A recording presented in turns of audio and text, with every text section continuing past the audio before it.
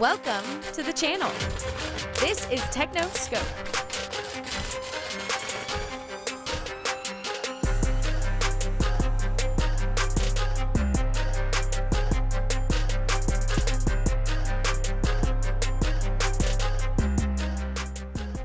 Welcome everybody to the lab part 2.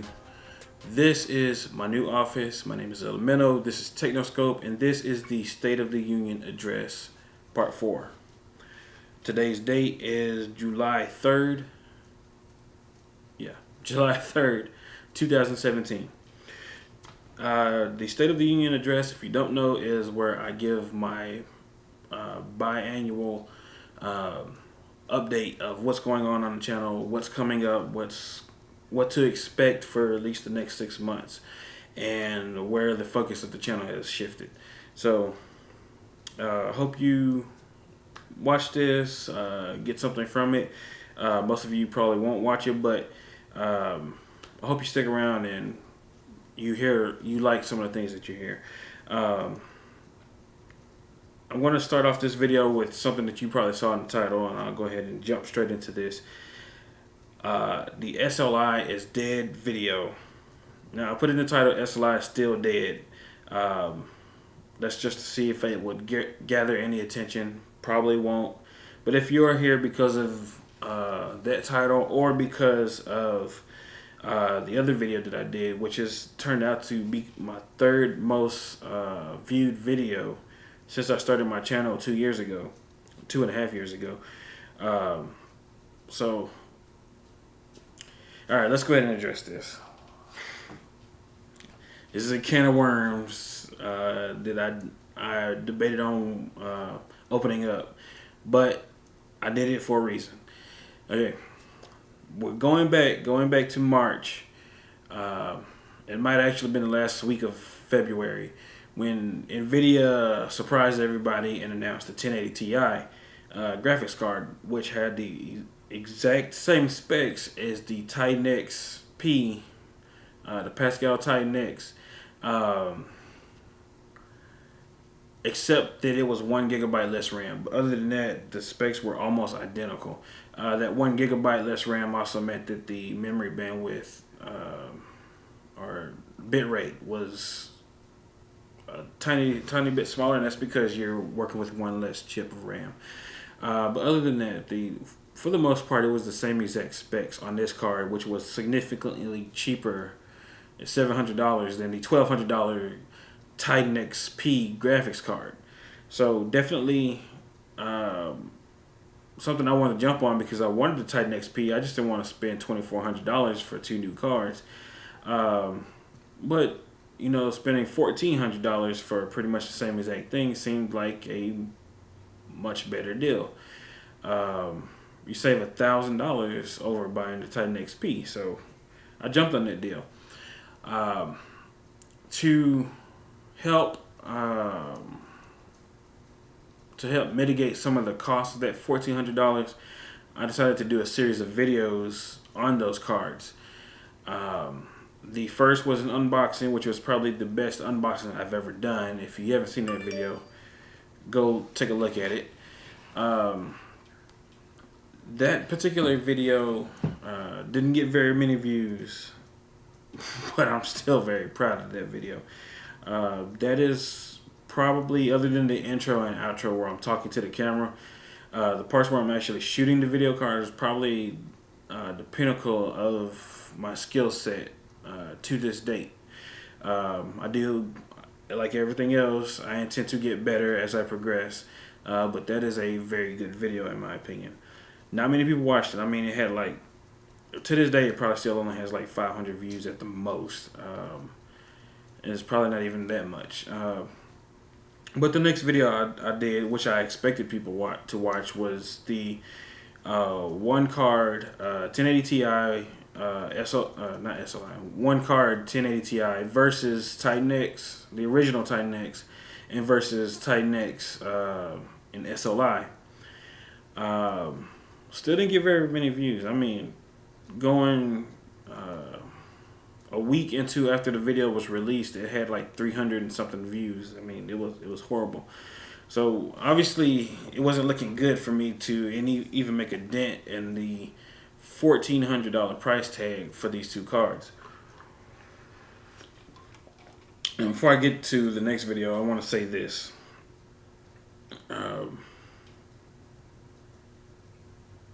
The reason I upgraded these cards, there was let's see.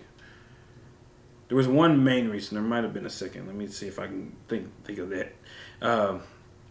The Titan X, original Titan X, the Maxwell, was not necessarily designed with 4K in mind.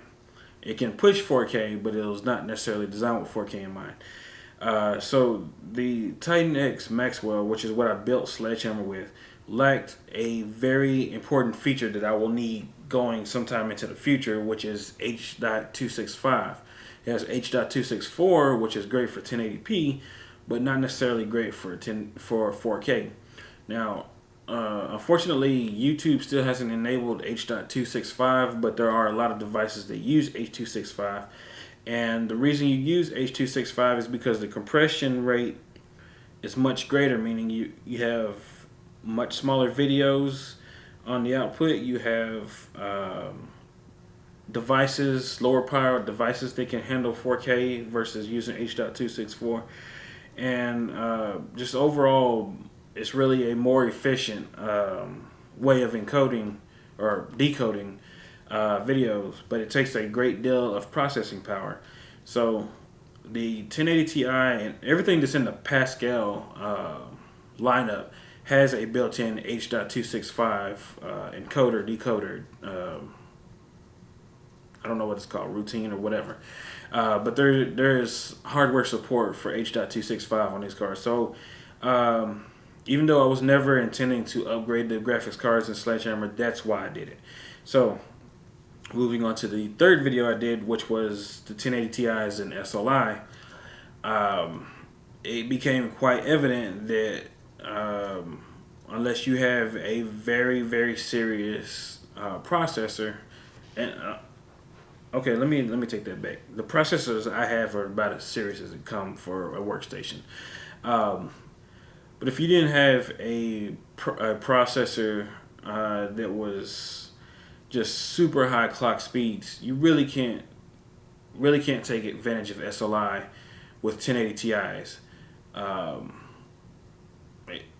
There's not really else anything to say about that. You have to have super high clock speed processors.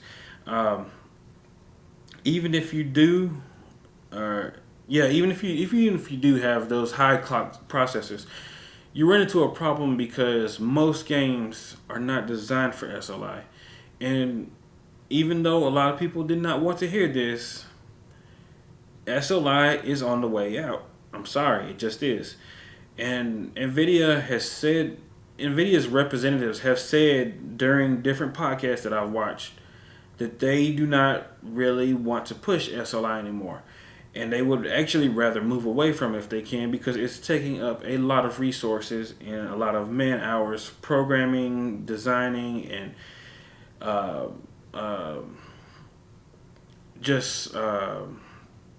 making games, optimizing games and software so that it can take advantage of that stuff for something that they say at most 8% of people use. This is a very small segment of the gaming population. Keep in mind, we're talking about all gamers, consoles, PCs, everything. 8% of PC users use SLI. And to be honest with you, SLI is really more designed for people with old hardware to upgrade their system without necessarily buying the latest and greatest hardware, which is another reason why NVIDIA wants to move away from it. And if you know anything about these graphics cards, you know that the low-end cards don't even support SLI on Pascal. They did that intentionally. That's so that if you bought a 1060 or I don't know if the 1070 does it or not, but if you bought a 1060, they don't want you to turn around next gen and go out and buy a used 1060 and throw that in there and SLI those instead of upgrading to the latest and greatest hardware. That eats into their bottom line. So there's plenty of reasons why NVIDIA wants to get rid of SLI. They're still giving it to us in a limited fashion right now. They limited 3 and 4 card support and knocked it down to 2. But I guarantee you they want to kill it off completely. Even if you don't want to hear that, I know a lot of y'all are in denial. They do not really want to support SLI. And the game makers, for the most part, really don't want to do it either because it's hard on them. It takes a lot of resources for them to do it. And to try to have something like that ready out the door is nearly impossible, which is one of the things you saw in my video. I mentioned that Wildlands was a brand new game when I did my test. I mean, the cards in Wildlands, I believe, came out in the same week. Wildlands was not optimized at all. Even for single card support, it was not an optimized game. But it's gotten better with software updates, with driver updates. I've gone from, what was I getting, like 40 FPS, something like that, in 4K with ultra settings. And with all those updates, now I can push the system to somewhere in the high 60s to low 70s. And the only thing that's changed is the software. A lot of you have thought that a lot of you just asked basically flat out, why would you use Xeons in a test bench? Because it's not a test bench. I don't have a test bench. I do not have one. I don't have the money to build a test bench at the moment. It's something I'm going to do in the future, but I don't have one right now. And unlike some of the other channels, I don't get free hardware from Intel, AMD, Gigabyte, Asus, and all those other brands. They don't send me free stuff. I have to pay for that stuff myself. So no, I don't have a test bench. What I gave you the test results from was from Project Sledgehammer. If you don't know what Project Sledgehammer is, just type it into YouTube, Google, whatever, and you will find my set of videos about that PC. It is a workstation PC. It is workstation first. That is why I don't have a 7700K in it. I don't care about gaming that much to get rid of the PC that I need to run this channel as well as other channels as well as my entire business for that matter, just so that I can game.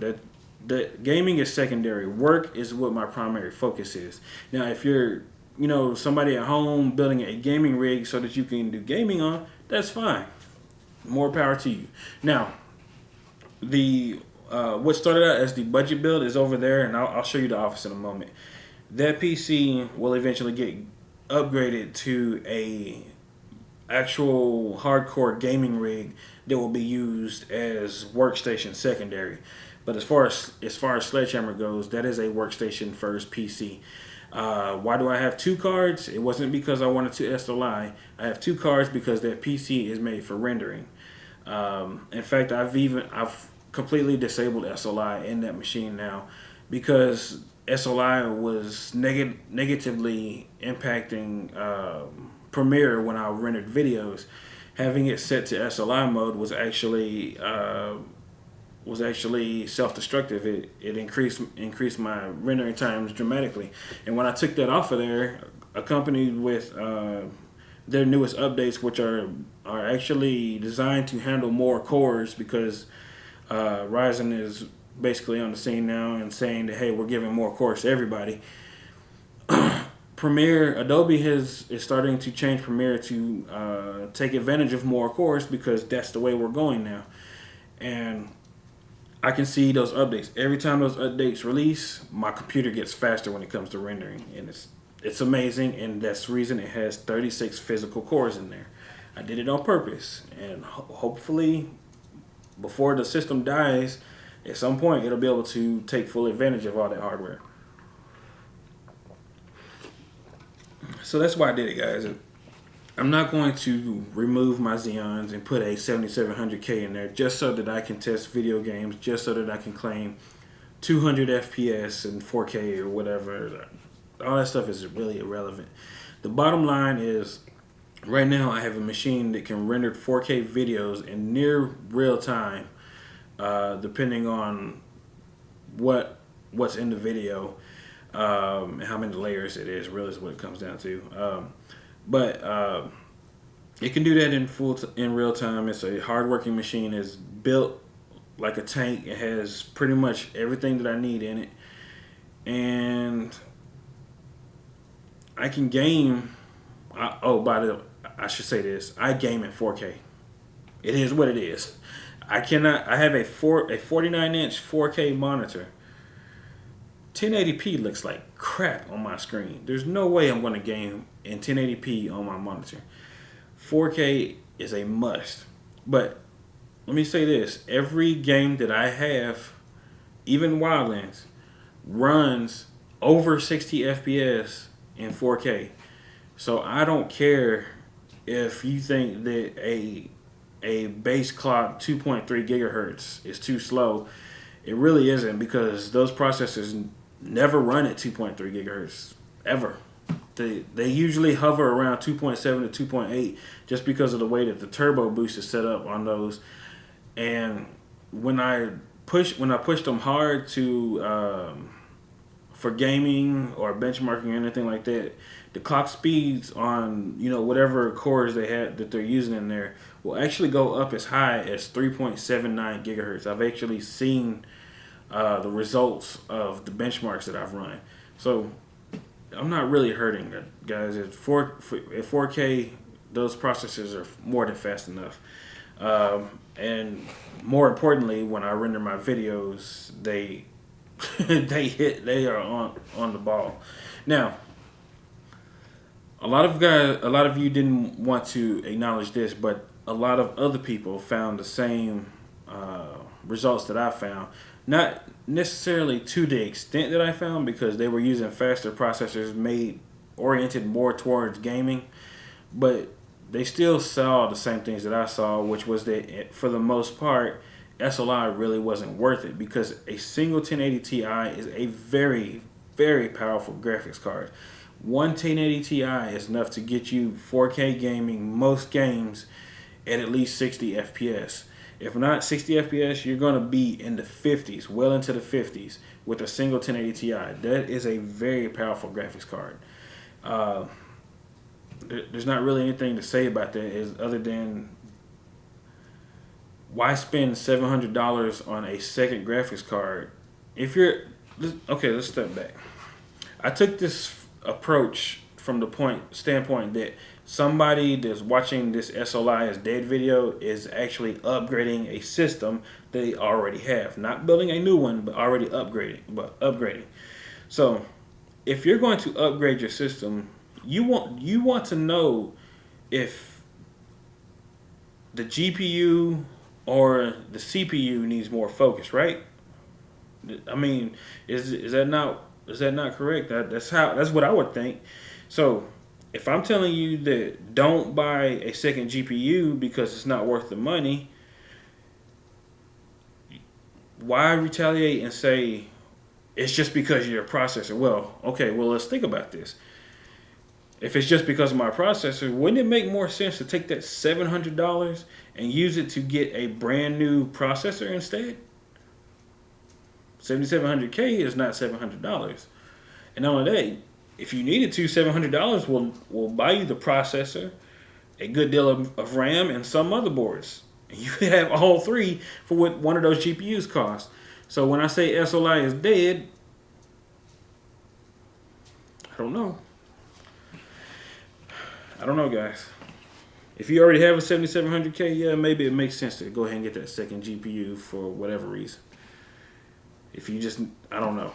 Unless you're rendering, I really don't see a reason why you need a second 1080 Ti.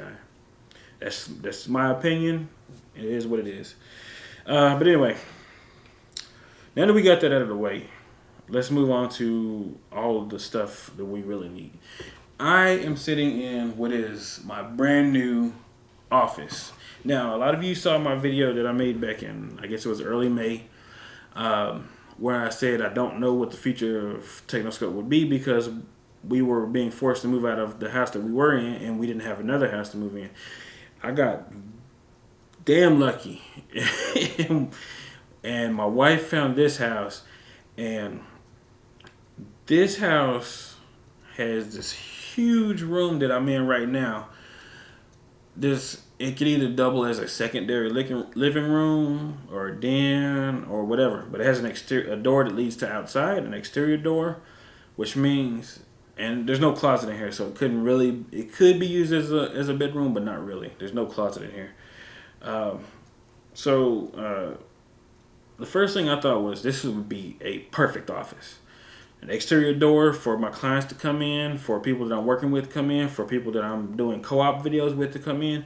They don't have to walk through the whole house. They can come straight in here and leave straight out that door. It has its own bathroom, which is fucking fantastic. That is awesome. That is something I've always wanted.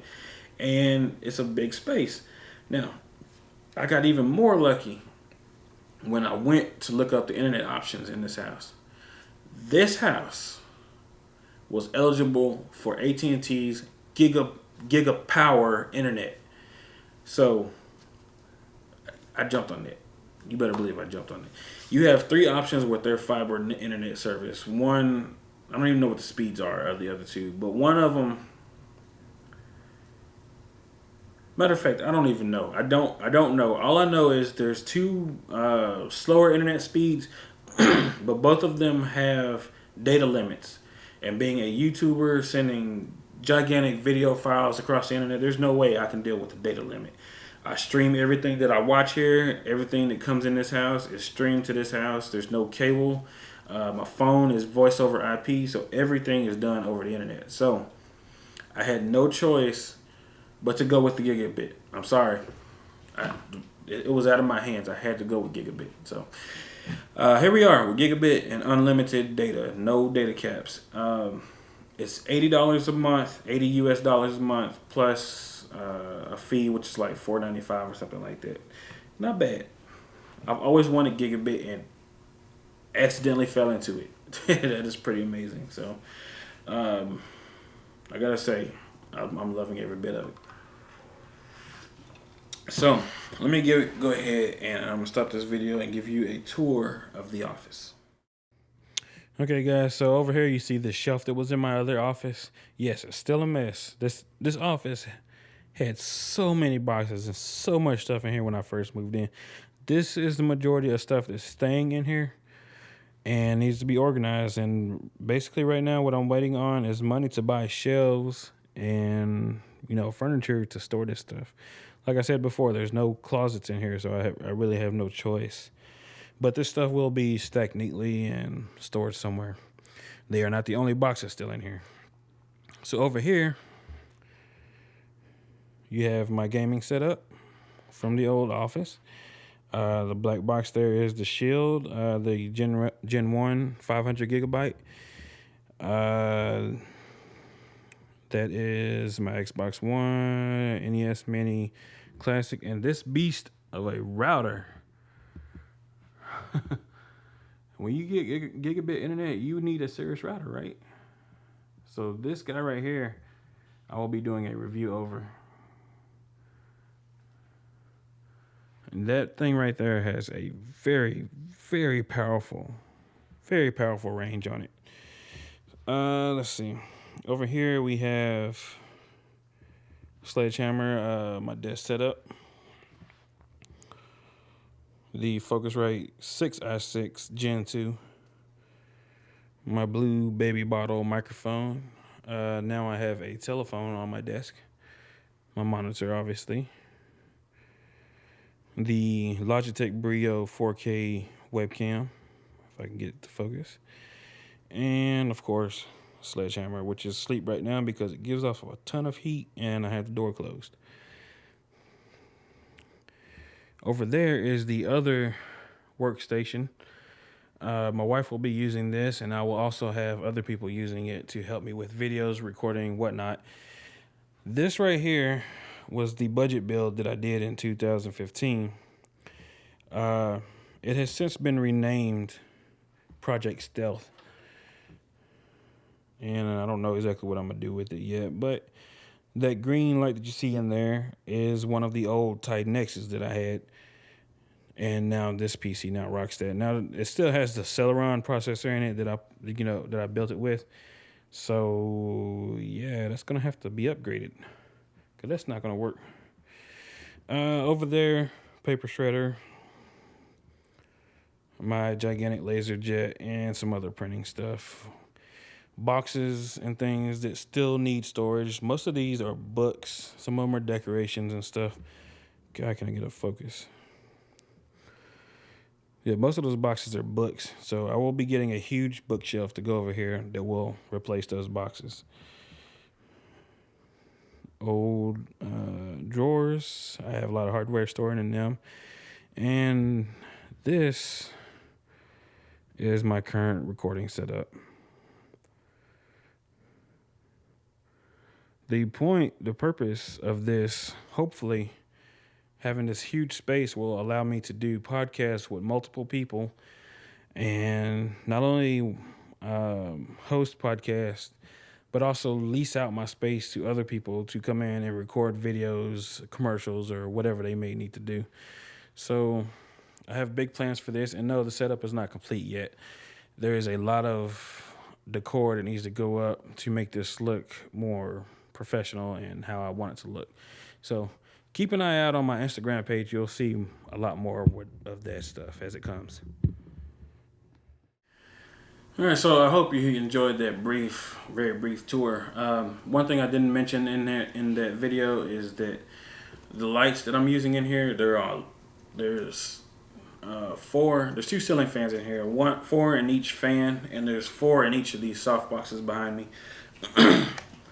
The bulbs that I chose to use were the 100 watt equivalent. I think they're 14 watts each. Daylight Philips brand LED bulbs. They don't get nearly as hot as the compact fluorescents that I was using.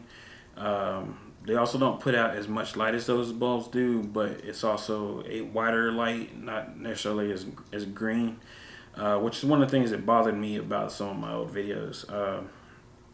These probably still aren't perfectly ideal, but things do look pretty decent with them, and they give, like I said, they give off a lot less heat. So,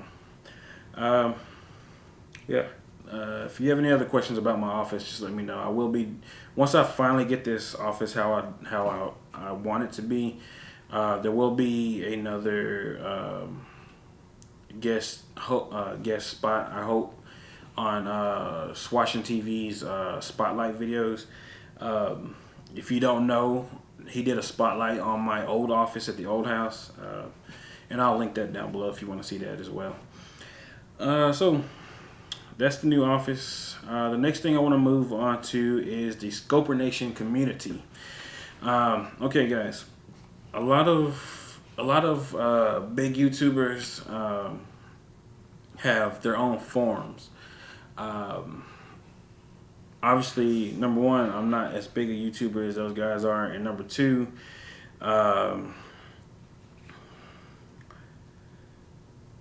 running a forum is a serious kind of labor, not serious. God dang it. It's a serious effort. It takes a lot of work and labor, and you have to stay on top of it. And anytime a new vulnerability or threat comes out, you have to go update your servers, and there's just a bunch of stuff I didn't want to deal with. So I decided the better thing to do for me is to have a group on a pre-existing social media platform. So that left the social media platforms that I use other than YouTube is Facebook, Instagram, Google Plus, and Twitter. As far as I know, Twitter and Instagram don't have them, so they left Google Plus and Facebook, and Google Plus doesn't have that many users. Most people don't go there. Techies kind of still go there, but Google Plus is not something to really build a community on. So I chose Facebook. So for those of you that are on Facebook, you can go and search for hashtag ScoperNation and pull up my group and join and become a member of Scoper Nation. I haven't been as active on there as I want to be, but occasionally I do talk to those people when I don't talk to anybody else. So go to Scoper Nation if you want to become part of that community, be part of the insider group. I plan to do giveaways and things on there just exclusively for those members. I've only done like 2 so far, but I do plan to pick that up as we get going here. But if you want to be part of that community, hashtag Scoper Nation, it's in Facebook.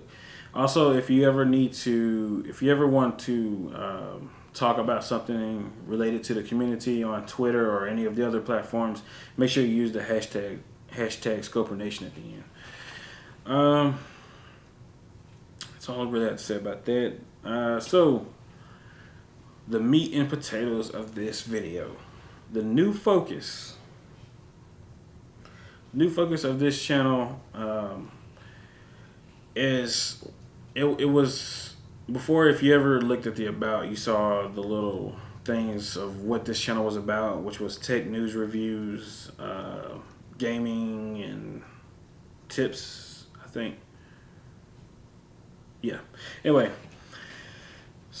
simplifying that, the focus of this channel going forward, and really going back to the roots, is it's a channel for enthusiasts.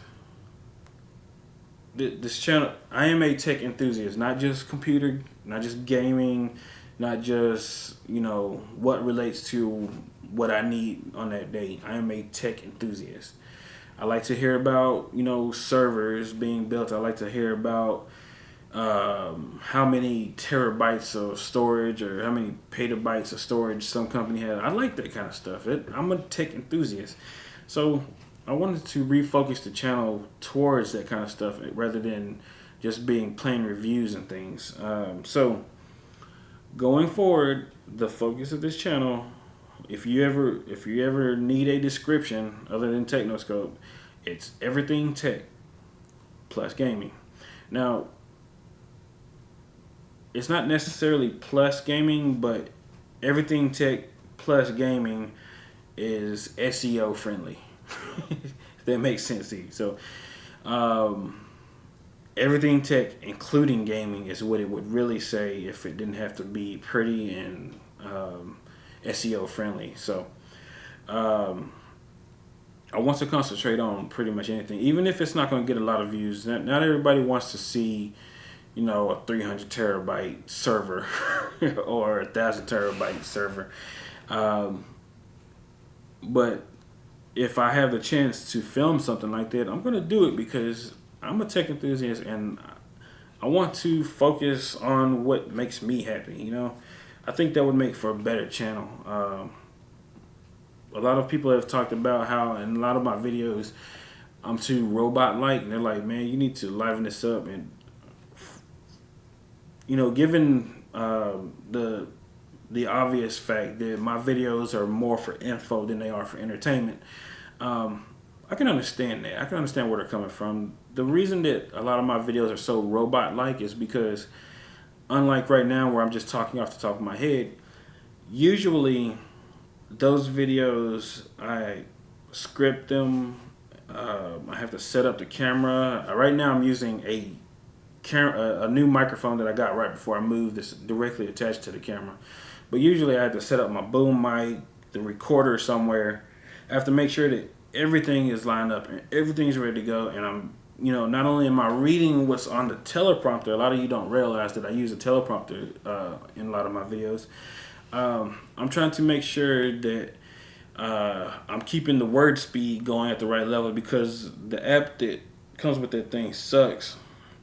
And the words will just fly or they'll go too slow, and it sucks if I have to stop it because I'm concentrating on stopping it while trying to read, or if it's going too slow, then I don't know what to say next while I'm waiting for the teleprompter. It's bad, man. I really need somebody that can control the teleprompter for me while I read it, or better yet, even have somebody else read it. So the reason that a lot of my videos seem so robot-like is because I have 1,000 things going on in my head that I'm trying to keep track of while I'm trying to deliver the message that I want to convey to my viewers. And that's kind of the unfortunate side of things, but I will be changing that, and we'll get to that in a moment. But just so that you know, the new focus right now and the model of the channel has changed from news, reviews, tips, and all that stuff to everything tech plus gaming. Just remember the topic I wanted to speak about that I didn't put in here. Where should I put that? So anyway, moving on to the next one. I've already talked about internet speed. I got gigabit now, so this is going to be a streaming powerhouse, basically. There's not really much to say on that topic other than to show you the speed test and to let you know that I'm going to be using that. I'm really going to be using that data to stream videos, do a lot of live streams. More so on other channels than this one, but I do have something planned for this one, which is what the next topic is about. Now that I've changed it. So, I've had a live stream in mind for this channel for about a year, at least a year now, and I've gone back and forth on what I wanted to call it. So the live stream is going to be called TICS, TICS, which stands for The IC Show, and IC, of course, stands for Integrated Circuit. There's still a lot to work out with that, and I don't want to do it by myself, but I do know, I have learned that there are a lot of YouTubers in Texas, North Texas particularly, and I want to team up with some people before I kick off that show. I don't want to do it by myself. I want to have other people that I can converse with, other people that have specialties in other places. I have a degree in electronics, but it's electronic theory, and unless y'all want to hear a lot about voltages versus resistance and current, then we're going to need somebody else to come in here, somebody that has expertise in other areas so they can talk about that stuff. So that is one of the things we're looking forward to. Another thing that I want to do is I have a short series of videos called Tech Hacks, where I show you how to use tech that you already have or tech that you can easily get to do something that you probably never thought of but would be very useful to you. For example, I have a video that shows you how to use that annoying OneDrive that always installs itself on Windows and asks you if you want to use it. I've released a video that shows you how to use that application to synchronize your desktop and all your documents and folders. So that way, anytime you have to move to a new PC, or even if you have multiple PCs, I do this myself because I have different PCs in different places. When you log on to the other PC and it connects to the internet, it downloads all the changes to that computer so that you can have all your most current and most recent documents. And even if it's on the desktop, things that you've changed on the desktop will show up there. So that's basically what that series is about, helping you do things like that. Tech Hacks will be renamed though. I'm renaming it to TechFoo 42. TechFoo is like my technology fighting, whatever you want to call it. Like some people say Google Foo. It's kind of like a nerd thing, but TechFoo 42. And why 42? Because 42 is the answer to everything. We already know that. So keep a lookout for that. Now, the biggest change coming to the channel, a lot of you should like this. I've just kind of been, putting out videos whenever I get around to it, up to this point. And that's not really a good thing to do. And I've watched a bigger YouTuber, favorite YouTuber of mine, which is Barnacules, kind of do the same thing. And I'm kind of learning from his mistakes, which are this routine of just getting around to videos whenever you can and putting them out is not really good for a channel. His channel was growing leaps and bounds, especially when he was doing like 3 videos a day. I don't know how in the world somebody does 3 videos in a day. But he was putting out videos like crazy, and his channel was growing leaps and bounds. And then he got to this point where he started dealing with, depression and other stuff, and he just kind of got to this point where he just puts out videos as he gets to things. And his channel growth has suffered significantly because of it.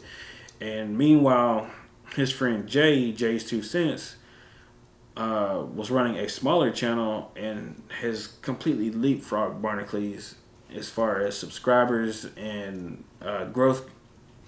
Terms of growth, it's just ridiculous. And I see it. Jay has a structured system where he puts out, I think it's 2 or 3 videos per week. I can't keep up with all my YouTubers, but I know he puts out videos at least twice a week. And it's like even if he doesn't have something planned to record, he'll sit down and talk to the camera about the latest topic that everybody's talking about to make sure that a video gets uploaded. And that's kind of what I want to do. I want to have my videos planned. I don't necessarily want to not have videos planned. I want to start. I'm actually going to start making a schedule for the upcoming month of what video will fall on what day, and it'll be set up in a way so that like I record on it. The first thing I need to do is review the product, but sit down, write the script or the talking points, whatever it may be. Have a day dedicated to recording, have a day dedicated to editing and uploading the video. And that comes along with SEO, which SEO has been kicking my butt. And I actually put hours into SEO every video that I upload now. So I'm not sure how I want to do that, but like I said earlier this year, I want to get to the point where I'm doing it at least 2 videos a week. I may do 2 structured videos like reviews, and then have 1 video where I just talk about the topics of the week, or it might be 2 structured videos plus that live stream that I've always wanted to do. So who knows? But we'll get around to that. So like I said, that's the biggest thing to know about the channel right now. That's the biggest change that's coming. And I really think that's going to help this channel grow a lot faster than it has been growing, and it will help people know what to look forward to and give you a sense of normalcy, so that you won't just be chilling one day and all of a sudden, hey, this guy uploaded a video, I haven't seen one from him in a while. And it's kind of bad when I do that, because every time I've seen lately, every time I upload a video, I gain a lot of people, but I lose off the bat. Like 10 or 15 viewers, they just unsubscribe. I guess they see the notification like, I didn't even know I was subscribed to this guy. Let me unsubscribe real quick. So when I upload a video, I lose subs almost immediately. So I need to negate that and get to a point where uploading regularly, people have me in mind, know what's going on, or have my channel in mind, know what's going on and know what to expect. So the other big change coming.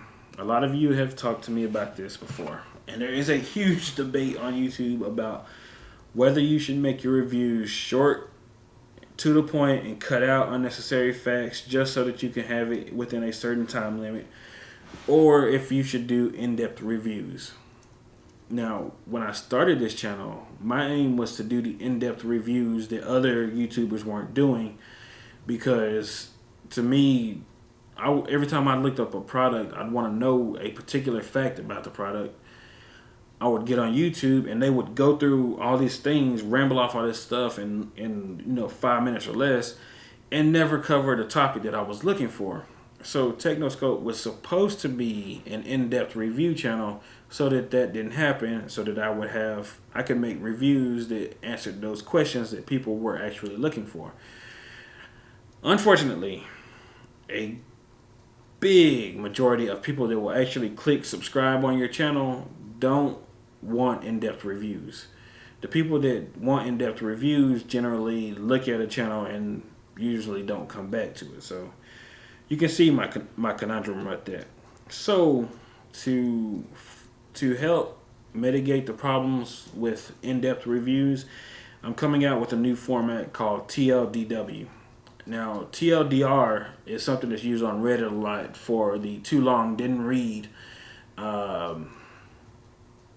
summary of a long passage or whatever it may be, so that it just has the facts laid out. So you get it quick and you be on your way. Well, TLDW will be the same. So going forward, when I do an in-depth review, not all reviews will be in-depth, but the ones that I do in-depth reviews for will get a TLDW video. So you will have the lengthy video, which will go into all the detail, all the subtleties, all the things, the intricacies, and things that you really want to know about a product. To answer those questions, like there might be a question in there that you will not buy this product unless you know for certain that it can do a certain thing. So, the TLDW wouldn't be for you. You'd go for the in-depth review. But some people just want to get the quick facts and know, does it meet this demand or something. So I'll have a video for those people that will be shorter, much shorter. I'll try to keep those under 5 minutes. Just so that you can get the facts, get out, and go about your business. I talked with a friend of mine, and he told me that he will not watch a video on YouTube longer than 10 minutes. And I can understand that. If it's a review or something like that, I can understand it, especially if you just want the quick facts and you want to get in and out. However, I find myself on the other end of that spectrum. To me, YouTube has become primary TV. YouTube is cable TV to me. So not only do I go there to look at the short videos, but I look and search for long videos, whether it's a podcast or in-depth reviews or things like that, because even if I'm not sitting directly in front of my computer screen, or I'm not sitting in front of the TV with the Android Shield on, wherever I may be, I might want the TV or monitor or whatever playing something, just kind of like how you would just turn on the TV and let it play. So while I can understand that some people don't want to watch those long videos, there is an audience for longer videos. I mean, in fact, they've been predicting that YouTube will eventually, become, or not necessarily YouTube, but internet video will become mainstream, while cable will take a back seat to it. And there's no way that internet video becomes mainstream if you're telling everybody that makes videos they can't have a video longer than 10 minutes. People want to see full-length, episodes and series and stuff like Scrapyard Wars on Linus Tech Tip. That's a classic example. Each episode was like 45 minutes, and I watched them all. It's a great series. Episodic shows. If I went out and spent $1 million right now to make a drama series or a new space series or something like that, I guarantee you that there's going to be people that watch it and they don't care that it's longer than 10 minutes. They want it to be longer than 10 minutes. So I'm not going to limit things to 10 minutes. There will be a TLDW for the people who don't want to watch the in-depth long reviews, and then there will be the in-depth reviews, and I'll label those accordingly. So before I get to this next topic, I want to cover one other thing. There has been a lot of concern about the FCC, people cracking down on. Well, let me take a step back. People have been making videos that you think are legit videos, and they're actually advertisements. I'm not going to name any names, but I am thinking of one in particular that a lot of people watched and were upset that at the end of it, it kind of lets you know that, hey, you just watched an advertisement and you didn't even know it. Now, there are times when I will say I've never done this before, but there are times in the future I can see where we will make videos demonstrating a product, and the whole video will be about it, and it won't seem like a review. It will just seem like, maybe a vlog or something, and we're demoing the product or showing it being used in different ways, or whatever it may be. But those videos will be labeled accordingly. The FCC has said that things that are actual advertisements must be labeled as advertisements. They must have advertisement in the description. Now, Amazon used to crack down on YouTubers for disclosing that they were using affiliate links, and we use affiliate links to run our channel, stuff that people used to say. And the truth of the matter is, anytime you use an affiliate link, whether it's clicking on an ad on a website, whether it's an article where they tell you about a new product, and down at the bottom you click on the link to go buy it or see where you can buy it, those are affiliate links, and they get money if you actually buy something. And it's no different on this channel. 99% of the reviews that I've done so far are, in fact, affiliate linked. So I review the product. I don't necessarily say, you have to go buy it here. You don't necessarily have to buy anything using my links. But if you do use my links, I get a kickback off of that. Now, is that a good or bad thing? If you're an a-hole, it might be a bad thing. You might be bothered by that, but you have to keep in mind, I'm not trying to offend anybody here, but you have to keep in mind that 99% of the things that you see in the world, TV shows, the news, other YouTuber videos, YouTube itself, almost everything that you see that's kind of like free content to you is being paid by somebody else. The reason that I can run this channel, and it's struggling right now, but the reason I can run this channel is because people click on my links and buy things with my affiliate links. The Amazon revenue is a big portion of what this channel brings in. And it's hurting right now because I haven't really released any good videos lately. In fact, I don't know if I've released any good ones this year. But you have to know that when a YouTuber goes out, especially somebody like me, goes out and buys a product so that they can do a review for it, just so that you can see that review. If they put an affiliate link on there and you're going to buy that product because you saw their video and it convinced you to go out there and get it, use their link. It's only fair. They worked hard. They put up the money up front so that you can determine if you wanted to get it or not. I mean, you obviously have interest in it, or else you wouldn't have clicked on the video. And if you're interested in getting the product and they've convinced you that yes, this is something that you want to buy, use their link. It's only fair. It's only fair to do that.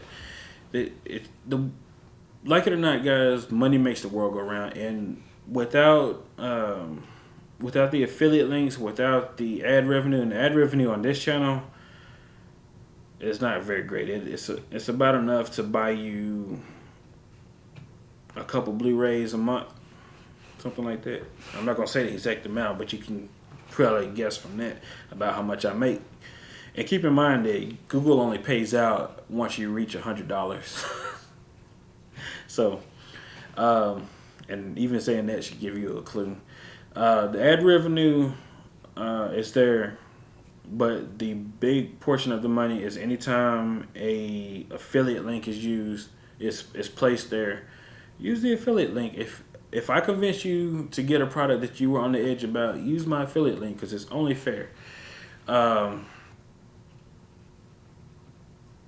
now going forward, I will place. I've updated my labeling to let you know very clear that if you're using one of my links, that it's an affiliate link. I've even updated the about page on the Twisted Curve Productions website so that it clearly states all that. But yeah, there was a big thing. You can look it up if you want to. There was a big thing about somebody who made a video with a certain electronics company, and it appeared to be a vlog, but it actually was an ad. So, and excuse me, there was another company that got in trouble last week, I believe. Yeah, they posted AMD results as if they had reviewed this product and they had done the testing themselves, where it was actually AMD who did all the testing and probably told them what to say, and they were paid to put up this article, or what they call it, editorial, or some crazy combined word, I don't know, advertorial, I believe it was. I'm not up on all that lingo. So, but anyway, turned out it was actually an advertisement, and they had to make changes to the website after somebody called them out on it. So let's see. Another thing that I want to do, and you should start seeing this sooner or later. A few of my friends have expressed interest in being reviewers on this channel, as well as helping with my other channels. So they haven't given me stage names yet, so I can't really tell you if they want to go by their real name or stage name, and I don't know. But they will. I will be getting a few people to not only help do the videos so that you're not seeing me all the time, so that I can be behind the camera, they can put on a personality, and I can worry about other stuff, and you won't have those robot videos like you had before. That's a big thing that I want to focus on fixing. So they will be doing that, as well as I will on my what's supposed to be my other major channel, which is Totally Unpacked, which is basically Technoscope minus tech, everything else that's not tech. They're on that channel. I'm going to start doing things similar to Loot Crate. You wouldn't believe how many crates I was able to find after doing some Google searching. I'm going to start subscribing to those kind of things, and they will start doing videos on that stuff. And I know I'm going to do Loot Crate, the comic book one. I can't think of the name of it right now, and probably some food ones to start out with.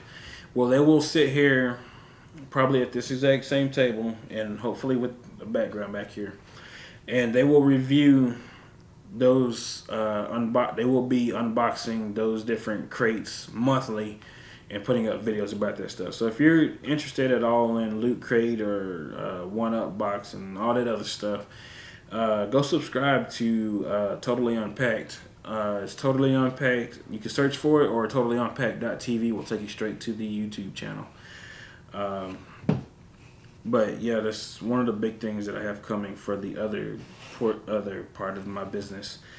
Keep in mind, guys, I say that I'm a full-time YouTuber. A lot of people ask this on that tech spot or setup spot video on Squashing TV.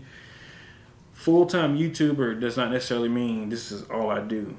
My business is video production, so recording videos for other people, eventually doing photography for other people, recording commercials, video editing, and the whole gamut basically is what I do and what this business will focus on. And going forward, starting hopefully later this year, probably in the fall time, since that's when it's best, I will be getting, an intern or two in the Dallas area to start helping me out. Interns are unpaid labor, basically. They'll come in here, I'll show them what I want done on my videos being edited, how I want it done. They might even get in front of the camera, who knows. But the big thing is they will help me out with that, and in return, they will be able to use my videos as something to go in their resume for what they have already done. And I will be giving credit for, you know, things that they have done. If they help edit the video, if they help do the soundtrack, if they're hosting a video, if they're in the video, whatever it may be, they will get credit at the end of it. So you may be seeing new faces, and hopefully that will help ease the workload in here, getting those interns in here. And, you know, if it goes really well, maybe those interns will transition into actual, you know, employees if the channel grows enough. So we'll just have to see how that kind of thing goes. Like I've said in previous videos, I have very, very huge ambitions for this company. Let's see. Let's make sure that this thing is still recording.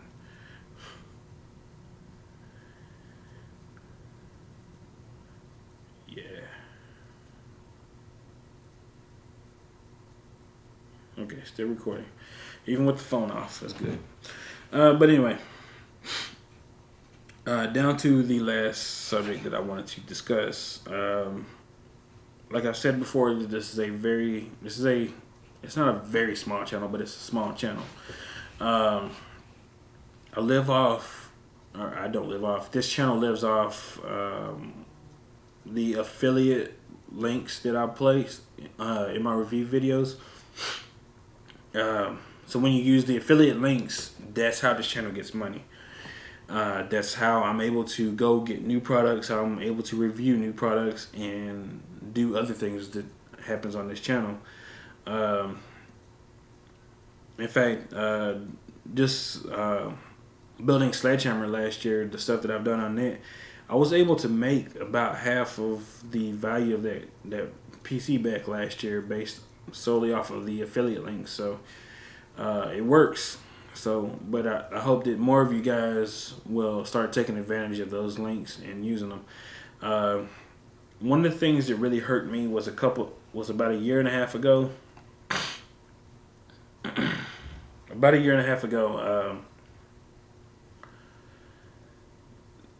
the way that cell phones handle links changed. So when you open links now, it doesn't open. They don't open in the apps all the way like they used to. It used to be you hit an Amazon link and it would open in Chrome or Safari or Amazon, the actual Amazon app. Now what happens is when you hit an affiliate link, it opens in a browser window inside that app. And those cookies don't necessarily carry over to the actual browser. So if you close that out and then you open Chrome or Safari later, and you're like, hey, where's my tab? Okay, whatever. And you open up a new tab and then buy it that way. I don't get any credit for that. And it kind of sucks that they started doing that on cell phones. And I saw overnight, my revenue plummet to probably about 1/5 what it used to be just because they started doing that on cell phones. It sucks. But if you can buy on a computer, or if you can buy directly from those links that I post, that would help out with that a great deal. But if you'd like to help out in another way, there are donations. Now, right now, I'm running a Patreon campaign. It's a simple campaign, doesn't promise much, but what happens is if you donate at least $1, and guys, that's all it takes. If everybody on the channel, if all the loyal viewers on the channel donated $1 a month, this channel would be self-sufficient. Not necessarily to buy the big nice things that I really want to get into. I can't. Let's say that I could show upgrade videos of a very nice component once a month if we did it that way. But I'm not going to be able to build like a water cooling system based off of that. But what I'm saying is, if everybody donated $1, this channel would be in a much better place than it is right now. So I've opened up the campaign so that if you donate at least $1 a month, what happens is for the month that not necessarily when you do it, it's going to be the following month, because I only update after the credit cards are processed by Patreon. So after they update, after they process the transactions, I see whose transactions actually went through, and those people for the entire month will have their names listed on screen for 2 seconds at the end of every video. Every single one that has an ending credit. And that's just basically to say thanks for the guys that are doing it. Right now, there's only 2 guys. It's Christian Madison and... Sorry, man. I forget your name all the time. Let me pull this up. These guys on Discord are blowing my phone up.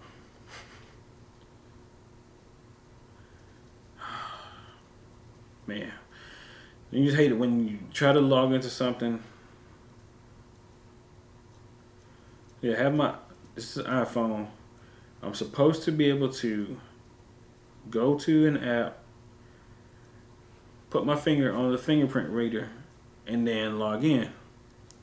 But what happens on my phone lately is I try to open the app and log in, and it says, sorry, you've been logged out. What is the point of that? So, show me my patrons.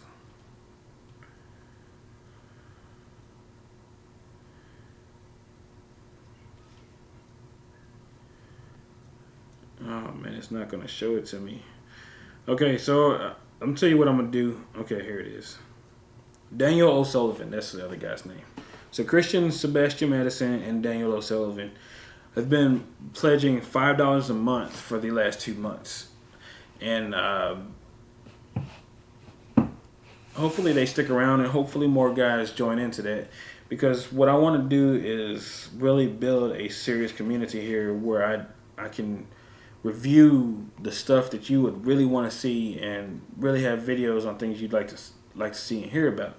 I'm here in Dallas, Texas, which a lot of people don't know outside of Dallas. Dallas is one of the biggest areas for semiconductor technology outside of Silicon Valley in California. The silicon technology, the integrated circuit, the processor that you're running in your computer, the transistors, the things that are in your cell phone, the things that make every piece of electronics in your life possible other than the light bulb, and well, actually even the light bulb now, because you know, LEDs and stuff. That technology was invented here in Dallas, Texas. So yes, we have a lot of stuff that I would like to do, a lot of stuff that I would like to show, factories that I would like to tour, and you know, there's a lot of things, a lot of potential there. But if there's no operating funds, none of that's going to happen. So if you can donate at least $1, I will put your name on that list at the end of every video, and hopefully one day that list will be filled from top to bottom with loyal viewers. Now, somewhere down the road, I haven't decided when yet and what exactly I'm going to do. Somewhere down the road, there will be a permanent plaque or trophy, or well, I guess not necessarily a trophy, probably a plaque of some kind that will hang in my office and in future offices that will have the original 10 to 20 or whatever it may be Patreon contributors listed on there that will forever be with this company. I'm not saying it's necessarily going to be a plaque, but there's going to be something that's going to have those names engraved on it that will be a permanent fixture with this company, no matter how big the company grows, no matter where this office ends up. Even if I'm in a giant warehouse or a shooting studio, in the main office, there will be something that will show the original contributors to this company. So if you want to get in on that, Patreon is your place. The address is patreon.technoscope.tv. Just type that in. It will take you straight to it. Or you can go to Patreon and search for Technoscope, or I think patreon.com/Technoscope might even work. But patreon.technoscope.tv will definitely take you there. Alright guys, that I believe wraps up this State of the Union address, and If you have any comments, concerns, or anything, leave those down below. I am still tweaking some things. The graphics will get another update because the lower thirds that I'm using, I feel they're definitely easier to work with, but I feel they need some more updating. So things will get updated, tweaks will be made, things will grow, hopefully, and hopefully this stage will look awesome sometime in the next month or so. I will be finishing it, and it won't just be a wall. It'll look like an actual stage. But anyway, hope you enjoyed this video. If you didn't, then I don't know why you made it this far. If you have anything to say, though, just go ahead and leave the comments down below. I try to read every comment. I'm actually to the point where I'm trying not to respond to every comment because I get a lot of nasty ones now because I said SLI is dead, and a lot of people don't want to hear that. So, yeah. Guys, I know that it takes a faster processor to run a 1080 Ti. I know that. Yeah. I even said that in the video, but a lot of people didn't make it that far. A lot of people completely ignored everything that I said in that video. But, alright guys, hope you have a good one, and if I can get my phone to act right, I will cancel this. Come on.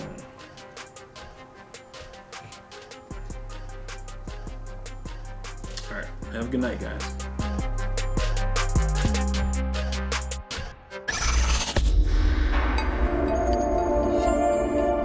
TechnoScope is a Twisted Curve production.